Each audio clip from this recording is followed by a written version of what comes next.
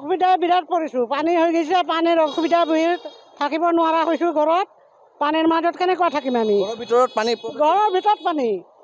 ঘৰৰ ভিতৰত পানী হৈছে, আমি থাকিব নোৱাৰা হৈছোঁ। ইয়াৰ যি পানীসমূহ ওলাই যোৱা ৰাস্তা নাই ইয়াতে, পানী ওলাই যোৱা ৰাস্তা নাই ইয়াতে।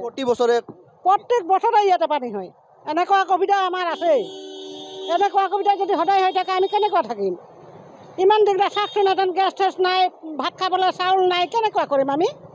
এনেকুৱা পানীত ওলাইও যাব নোৱাৰোঁ, কাম কৰিবও নোৱাৰোঁ। কেনেকৈ চাৰিওফালে আমাৰ অসুবিধা। ল'ৰা ছোৱালী স্কুল যাব, এইটোৱে অসুবিধা আমাৰ। এনেকুৱাতে কেনেকুৱা যাব ল'ৰা ছোৱালী? এইকেইটা স্কুলত যোৱাই নাই আজি কিমান দিনৰ পৰা। পানী কালি পৰহি হৈয়ে আছে। কিমান দিন ধৰি পানী আছে? আজি হ'লে 4-5 দিনমান হ'ল পানী। তো এনেকুৱা অসুবিধা থাকিলে কেনেকুৱা যাব ল'ৰা ছোৱালী? চাৰিওফালে আমাৰ বহুত অসুবিধা হৈ আছে। অলপতো কষ্ট হৈছে মানুহৰ। এই পথছোৱা কিন্তু সদায় পানীৰ কবলত থাকে। পানী থাকে, বৰষুণ পৰিলে পানী থাকে ইয়াতে।